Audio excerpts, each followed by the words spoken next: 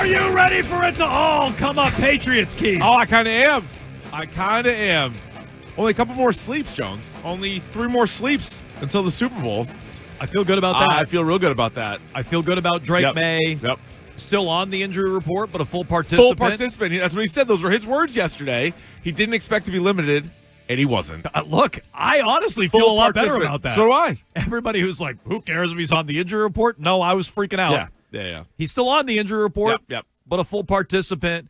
Meanwhile, Nick Imanwari hurt, hobbling around like hurts his ankle. Got hurt at practice. Like, talk about it all coming up, Patriots. That would be something. We'll get to that here in just a moment on Jones and Keefe, but Colin Cowherd off the top drafted the top 10 players in the Super Bowl. Classic. He didn't rank them all. He didn't tier all of the players. Nope. It's lazy. That one's going to do a lot better in Seattle than ours did, I can tell you that. Yeah, that's true. Well, I believe Colin worked in Seattle at one point in time. Did he really? He might be playing favorites. Okay, Yeah, he's got a connection there. Vegas, I think Seattle, he's a West Coast guy. Yeah. At least in terms of where he worked. Okay. Mike Onwenu, a guard for the... He loves Mike Onwenu. He loves Onwenu. He's in like every top 10. Onwenu. So he drafted the top 10, and then he 6 Seahawks, Yeah. 4 Patriots. You're right. He ranked them. The list is outrageous. So when we've done our viral tiers over the last 3 weeks, maybe people from the outside think that we're trolling, but we honestly aren't. We're putting it together to the best of our ability. We're not like, hey, let's mess around with this and see if it gets people going. Mm-hmm. This is a wild list.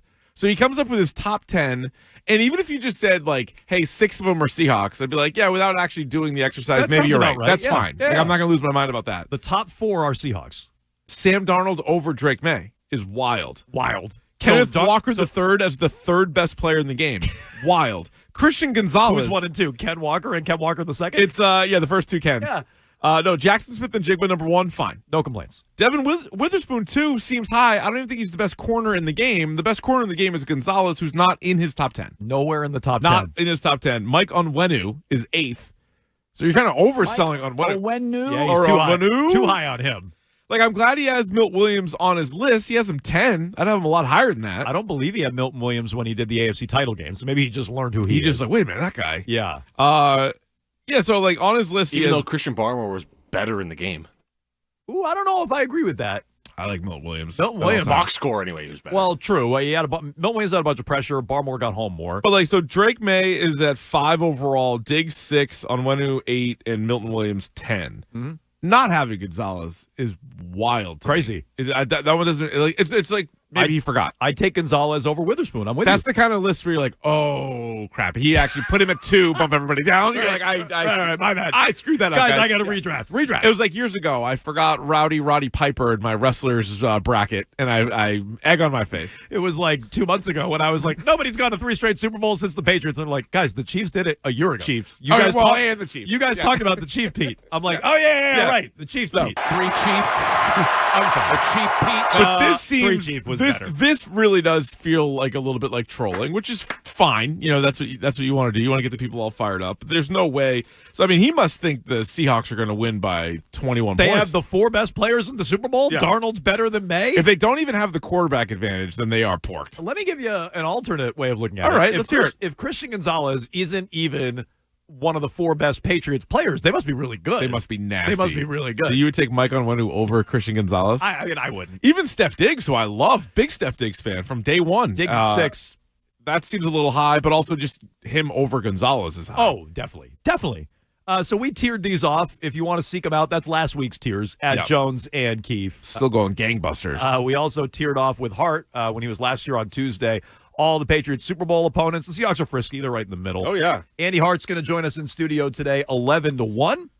We'll get his thoughts on Super Bowl 60, of course. We're going to talk to Keefe, the Splash Sisters. Hell yeah. From Splash Sports. Yep. Ariel Epstein, Kelly in Vegas. They're going to join us from Radio Row at 11 o'clock. All right. That'll Best be bets. right on the heels of our Propapalooza at 10:45. So we'll throw out some bets. They'll give you some betting advice coming up at 11 o'clock. Speaking of bets, Johnny Avello from DraftKings will join us from Radio Row at 1 o'clock. We'll also go on the clock at high noon, give you a full Super Bowl 60 preview in just 60 seconds. I get 60 seconds.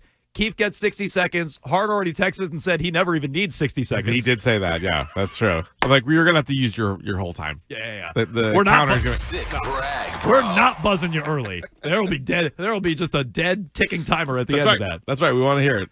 So we'll go on the clock with a full 60-second preview, all our predictions and thoughts on what's going to happen. At high noon, stay tuned for that. I mentioned it's all coming up Patriots, Keefe. It sure is. And we'll take your phone calls on it, 617-779-7937. Interact Twitter and Instagram at Jones and Keefe. Watch along in chat, twitch.tv/Boston WEEI. Always, and I mean always, a healthy chat going on Twitch. Do the same on YouTube. Watch there, chat there, subscribe to WEEI. We get the full pool report. Yeah. From Lindsey Jones, the ringer, was the pool reporter in Palo Alto for the Patriots practice yesterday at Stanford. So that means, if you're unfamiliar with the Super Bowl and how it works, the media is not in there for stretching and a couple of drills like they are throughout the year. One reporter is allowed into practice for each team. So I don't know who the Seahawks pool reporter is. It was Lindsey Jones for the Patriots. You're able to observe and report on the entire practice. She wrote, Patriots quarterback Drake Maye, full participant in Wednesday's practice. Duck boats. Which was backed up by the injury report. Yeah, I like that. I like the sound of that. As the team resumed on-field preparations for Super Bowl 60 against Seattle, the second-year quarterback who injured his right shoulder during the AFC title game took all the team's first reps, all of them, during a 90-minute practice at Stanford. He had told reporters earlier in the week he was feeling good, and certainly appeared to be the case as the team worked through 7-on-7 and full squad drills in shoulder pads. Good. I'll be consistent on this. Feel great about it. That makes me feel way better. Yeah, and it's funny because when Drake Maye's like, "Oh yeah, I felt a lot better as soon as we landed," you're like, "That's a weird. Like, there's no way that's true. Maybe it is." Well, it also means he wasn't feeling good. Yeah. Well, no, but I think that's clear. Like, I think to the point where they couldn't even hide it anymore, and they had to put him down as limited. And I think there's still speculation on whether or not he hurt the shoulder against Denver, or if he was dealing with it prior to that, and then that made it worse. Because I know Vrabel had two different lines that, ran a little contradictory to each other, where he's like, nobody got hurt in the game, but also if he was hurt earlier, it would have showed up on the injury report. So it just seemed like a whole mess that they were kind of like wading through, and he was limited. In fact, he missed a practice last Friday, and they labeled it as an illness, but you're like, what the hell is going on? And maybe they just wanted to rest the shoulder completely, who knows? But then for them to come back, and it sounds like on Monday when they were out there, they didn't have to issue an injury report, but he told reporters that he was full go Monday, and you're like, all right, I guess we got to take you at your word for it. And then Wednesday, boom, also full participant. So that's a great sign. I was not taking him at his word for it. Yeah. Now, this doesn't mean he's going to be... I'll take the injury report on some level at face value. On Monday, him saying, I did a bunch of throws and no one saw it, I wasn't taking that at face value. No, we had to wait and see. Lindsey Jones saw it. I'll take her word for it. There was video of one throw, Jones. Yeah, they did have a sick throw. It could have gone 20 yards away from the receiver. You didn't even see where it went. Maybe. So no, I'll stand down on this. Okay, he's good to go. I'm not worried about the shoulder. If he stinks in the game, I'm not going to use the shoulder as an excuse. Good. I honestly feel a lot better. Well, no, so that's, I think, the right way to look at it, because if he was still on the injury report, but he was telling everybody that he was fine, I was going to say, all right, well, let's not use it as an excuse if he struggles. Same thing, though, just because he's a full participant, I don't think, like, hey, look out, world, here comes 3 touchdown passes and 300 yards. Like, I don't expect that either. Like, I just think at least we can put that to the side, and at least you could say, all right, you have Drake Maye, probably as close to full strength as any quarterback can be through 20-plus games. Sam Darnold, on the other side, played through an oblique injury against the Rams and was awesome. He was limited at practice yesterday, or at least reported as limited with the oblique injury still. So, like, all that is at least a wash, or maybe even, maybe Drake Maye's technically healthier than Sam Darnold. So, like, all right, that's not going to be a story. If he airmails a couple of throws on Sunday, I'm going to be like, you know what? Maybe that's just him being fired up. We've seen it before from him, and not like, oh, no, I think he's dealing with a horrible pain in his shoulder. So, good news for sure that he's a full participant. To be clear, he's still on the injury report, but he took all the first team reps. That's good. And I feel better about that. I'm now with most people who were never worried about it. But okay, he's out there taking full reps. I'll stand down. Meanwhile, where it really came up, all Patriots yesterday. Oh, this is crazy. Is Seahawks safety, and this came out from their pool report, that Seahawks rookie safety, Nick Emanwari, is limited in practice because he left practice. Yeah, because I first read it like he was limited. I'm like, okay, whatever, he's managing something. It's like, oh, no, this is the worst kind of limited. Limited in practice. He was an early exit, a midweek downgrade, if you will. on a Wednesday ankle injury that he suffered during practice. Rap Sheet added to this and said he's going to get imaging overnight. So he got imaging after the practice. What were they doing? The rookie safety injured his ankle while defending a pass late in practice. There you go. He walked off the field on his own shortly before 4 p.m. Again, this is from the pool report for the Seahawks. Several players and coaches went over to comfort him before he left. Oh, no. Quote from Mike McDaniels, he had an ankle today. We brought him in to look at it, and we'll kind of go from here and figure out what are the next steps, no pun intended. Yeah. Hopefully there are steps. But there is a video of him hobbling around, getting out of an Uber or a cab or whatever. Hotel. Yeah, you've seen that. Yeah, it's not great. No, he's hobbling around like crazy. That's a really bad sign for them because he's awesome. Like, he is really, really good. The defense is good. We gave the Seahawks a huge check market safety based on him and Love. Yeah, specifically because of him. And you would wonder, like, in this game, Drake Maye does throw such a great deep ball. Hasn't really shown out too much in the playoffs. You had the one Keyshawn Boutte play, but really more of a regular season thing. And if they're going to be able to unlock that, it might be tough with the current secondary. If they lose this guy, maybe they have a little bit of a chance at going over the top and maybe getting a big play. But this guy's also everywhere. Like, he is one of their best defensive players. So we'll see. Today will be a pretty important injury report now for them. Like, yesterday, I think, was a big one for Patriots fans. Now you can kind of rest easy. Although no Robert Spillane. I don't love that. I was hoping maybe he'd come back. He was absent. He didn't practice. He said during the day he's 100% going to play in the game, and then he's not at practice. That's too bad. And maybe it'll be one that he kind of tries it out game day and can't go. But no, now for Seattle, I mean, they're all eyes on this. Whenever the injury report comes out later on tonight, you're going to be seeing if he doesn't practice at all. Holy smokes. No, so now Patriots fans care about the injury report. That's no, I mean, I do. But just, I always have. I always have. People are, you overreacted to the injury? I don't think we did. But we didn't know how it was going to go. I don't think they did either. When somebody's on the injury report, especially with something new, like Nick Emmanwori, I'd be nervous about that if I were Seattle. I was definitely nervous about it with Maye. If you think that makes me a scaredy cat or a Chicken Little or whatever, then fine. It is underscoring, I think, like Pat's Team of Destiny vibes, if you will, or again, all things coming up Patriots. Nico Collins out. Bo Nix out. I mean, Nick Emmanwori does not rise to that level of the quarterback on the other side or one of the best receivers in the league. No. But that's a key chess piece. He's on Cowherd's top 10 players.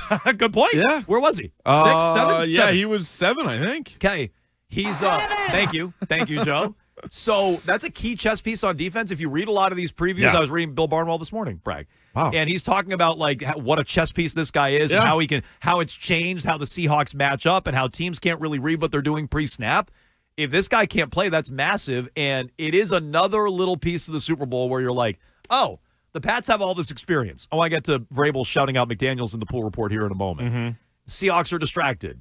It's like all things are coming up. Pats, Maye's healthy all of a sudden, and Emmanwori's hurt. Emmanwori's hurt. Their offensive coordinator's got a head coaching job he's going to start thinking about a little bit. Sam Darnold seems to be getting a little annoyed with some of the stuff for this week. I wonder if he's got to be sick of being told, like, hey, you were really bad before, but, like, you're good now? Question mark? Like, he's got to be a little annoyed by that. And so there is still that part of it. Like, he's coming off maybe his best game ever. So maybe we should give Sam Darnold a little bit more credit. But then again, the guy led the league in turnovers. So you're like, all right, you still have that part of it. I would give the Patriots a big advantage there, especially now with the Drake Maye being a full participant. But yeah, some of these things lining up a little bit for the Pats. Let me give you one more on the Pats and their experience. This was from the pool report from Lindsey Jones. Mike Vrabel, according to Lindsey Jones of The Ringer, said the suggestion to work out in full shoulder pads on the Wednesday leading up to practice, like a full team workout, was suggested by Josh McDaniels, who previously coached in 8 Super Bowls, the full-time Patriots assistant, and an additional Super Bowl following the 2011 regular season when he came in as a general assistant for the Pats after he got fired by the Rams. So he has now been in 10 different Super Bowls. Yeah. Vrabel said, quote, and we've been saying, when the hell is Vrabel ever going to give McDaniels any credit? Josh isn't going to matter on Sunday. That's not what he said in this game. He's waiting to the Super Bowl, maybe. Quote, no one has more experience than Josh with this. He felt like we needed to do something to keep them engaged and stimulated so they weren't looking at things for a second or third time. Now, if Vrabel comes out after a loss on Sunday night and he's like, yeah, I think we kind of overworked him this week. Tough play call. Maybe he's laying some of this at the feet of Josh McDaniels. I think he is giving him credit. He's saying Josh has been here. Sometimes we had him reviewing 2 or 3 things over and over and over again, and it got stale. Josh suggested, don't make it stale. hold some stuff back for Super Bowl week, put it on their plate, work them out in full pads. It's Vrabel giving Josh some credit. Pretty finally. good. If Josh could only have taken the Broncos and Raiders to the Super Bowl, he would have had an advantage. That was his problem. He couldn't get them there to the Super Bowl. But even that Rams offense. No, but this is one of those things we kind of talked about, and we were saying, all right, Vrabel has the playing experience in the Super Bowl. Mike McDonald on the other side doesn't, and Clint Kubiak doesn't. And so you're like, all right, Josh McDaniels has been a part of so many Super Bowls, because you always hear the same old cliche story like, oh, Bill Belichick would make them take a full halftime break, and that like nobody else was doing that. They're like, hey, there's a half-hour break, so they would do that in practice. You're like, okay, but like that makes sense. And so some of this stuff that maybe you didn't prepare for your first time, we mentioned how Nick Sirianni lost his first Super Bowl, Sean McVay lost his first Super Bowl, Andy Reid lost his first Super Bowl. All those guys came back and were able to win it again. So I'm sure there was stuff that they learned from this 2-week preparation that they were more equipped for. And so Josh McDaniels, even though he wasn't the head coach, he's been there 10 times. Like, you can't help but pick up on a few things. So that's great. It's true. 617-779-7937. Twitch chat is pointing out the Visor buddies can reunite on this one. Hart's got to be fired up. Oh, Hart's loving this. About McDaniels getting a shout-out in the pool report. We'll talk to Andy Hart coming up at 11 o'clock. Part of all the big game coverage here today on Jones and Keefe. And a reminder, WEEI's big game coverage is brought to you by Ketchus Law Group, the official law firm of the New England Patriots, by Jean d'Arc Credit Union. They're tackling financial literacy with New England star Marcus Jones, donating $50,000 to support financial wellness. You can get details at jdcu.org. By your New England Chevy dealers and the Chevy Silverado, the official truck of Drake Maye, and by Shaw's and Star Market, proud to be local since 1860. Hart in studio at 11. Splash Sisters live from Radio Row. Johnny Avello from DraftKings live from Radio Row. We'll go on the clock at high noon. Full Super Bowl 60 preview in 60 seconds. 60 seconds for Keefe, 60 seconds for me. We'll see how long Hart needs when he comes in at high noon. Plus, I forgot to mention NBA trade deadline today. Today's the day. Today's the day. There's been a busy week already. Kristaps got traded last night. Left and right guys are getting moved. So today, 3 o'clock. So really most of our show is leading up to the trade deadline. Very exciting. So at any point we could go to the desk? We could go to the trade deadline desk with our very own Billy Lanning. Okay. He's broken more trades than anybody I can think of. I mean, legitimately. Yeah. It'd be hard to argue with that.